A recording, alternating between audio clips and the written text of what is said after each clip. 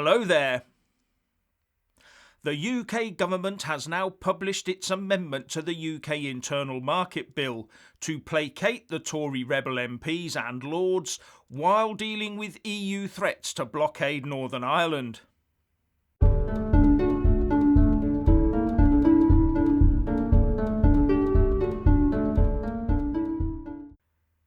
Firstly, please subscribe and like this video to give my channel a boost. And I'm always uploading new content, so please do check back daily.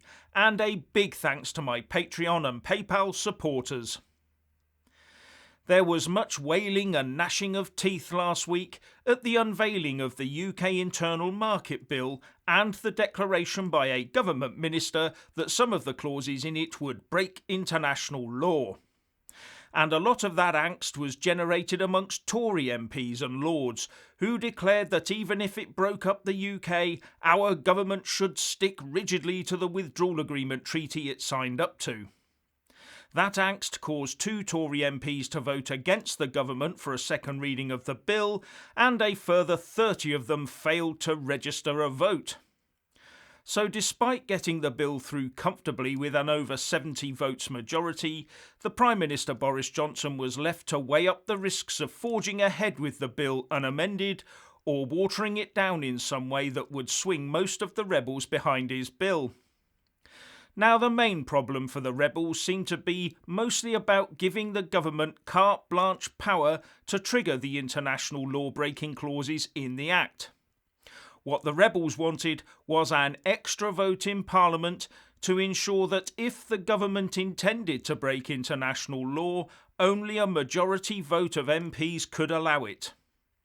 And that is what the government amendment to the UK Internal Market Bill tabled by the Secretary of State for Business, Energy and Industrial Strategy, Alok Sharma, contains.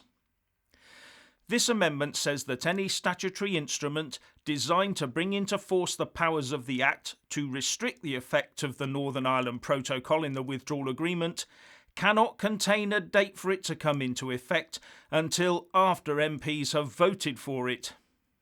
And Alok Sharma has been busy with this bill, having, from what I can see, himself laid 33 amendments to the bill.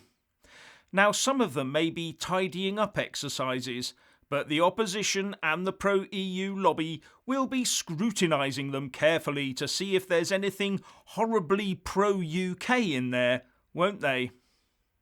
On top of this, the government has issued a statement outlining the types of events that might lead the UK to need to exercise the controversial powers in this bill. The statement says, Her Majesty's Government will ask Parliament to support the use of the provisions in clauses 42, 43 and 45 of the UK Internal Market Bill and any similar subsequent provisions only in the case of, in our view, the EU being engaged in a material breach of its duties of good faith or other obligations and thereby undermining the fundamental purpose of the Northern Ireland Protocol. And it then goes on to give some examples. A. Insistence that GBNI tariffs and related provisions such as import VAT should be charged in ways that are not related to the real risk of goods entering the EU single market. B. Such insistence under A, leading to a failure to reach agreement in the Joint Committee with the result that the default provisions on tariffs between GB and NI apply. So if the EU said that, just to be on the safe side, they wanted to add a whole lot of goods to the at-risk list that don't traditionally cross the Irish border, then that would constitute a breach by Brussels, and the government would want to trigger the relevant provisions in the UK Internal Market Bill. Another example is insistence on paperwork requirements, export declarations, for Northern Irish goods going into Great Britain, thereby compromising the principles of unfettered access in Article 6 of the Protocol. Self-explanatory. Why should Northern Ireland have to fill in paperwork to get their goods into England, Scotland and Wales when the rest of us don't have to? D. insistence that the EU state aid provisions should apply in Great Britain in circumstances when there is no link or only a trivial one to commercial operations taking place in Northern Ireland. One of the backdoor worries for us has been the fear that Brussels would try to impose their state aid rules across the whole of the UK via the Northern Ireland Protocol. This statement would indicate that the clauses in the UK Internal Market Bill would be deployed to prevent that. But what still worries me is that this UK government statement seems to be saying that EU state aid rules will apply in Northern Ireland. So as far as I can see, that would require, for example, the UK government to ask permission from Brussels so that the UK could provide post-pandemic state aid to Northern Irish businesses. And that aid could be limited by the European Union so as to not compete with their levels of support. How is that not breaking the Good Friday Agreement by putting the Northern Irish in a different constitutional position after the Brexit implementation period has ended? The last example the UK government gives is refusal to grant third country listing to UK agricultural goods for manifestly unreasonable or poorly justified reasons.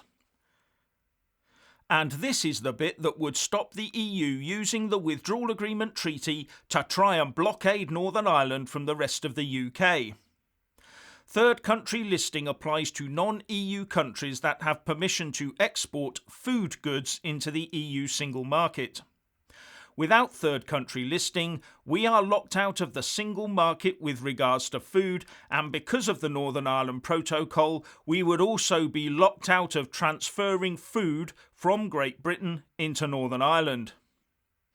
The UK statement ends by saying, Her Majesty's Government confirms that in parallel with the use of these provisions, it would always activate appropriate formal dispute settlement mechanisms with the aid of finding a solution through this route. Further measures will be set out in the Finance Bill relating to tariffs on GBNI movements, including the same parliamentary process that the Government has committed to for the UKIM Bill. Now, the interesting bit here is that it says it would use the provisions of the UK Internal Market Bill in parallel with the Withdrawal Agreement Joint Committee Dispute Settlement Scheme. Doesn't in parallel mean together at the same time? But the proposed government amendment to the UK Internal Market Bill would surely force the government to exhaust the Joint Committee route prior to using the clauses in the bill. Or does it really? Maybe that's what the government is hoping people will think, while having the intention to hammer it through using their substantial House of Commons majority at the first whiff of EU treachery. So although Boris has caved into having MPs vote on taking action, the end result could be the same as before, except that a few extra days have been added in. But it would make life a bit difficult if Parliament was in recess or prorogued when the EU decided to overstep the mark. But the big problem may be that Northern Ireland seems to be cut off from enjoying the full benefits of UK state aid. Anyway, if you want to hear more from me, please don't forget to subscribe and also press that little bell, or you won't get any notifications.